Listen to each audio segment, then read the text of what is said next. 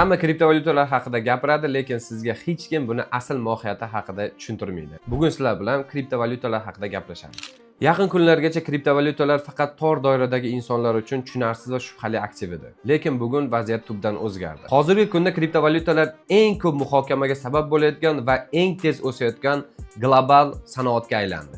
Dunyodagi eng yirik kompaniyalar kriptoni o'z biznes tizimiga qo'shmoqda. Davlatlar esa uni oltin valyuta zaxiralariga kirita boshladi. Hatto ko'p mamlakatlar blokcheyn texnologiyasi asosida o'zining milliy valyutalarini yarata boshladi. Katta investorlar esa kripto loyihalarga to'xtovsiz sarmoya kiritishda davom etmoqda.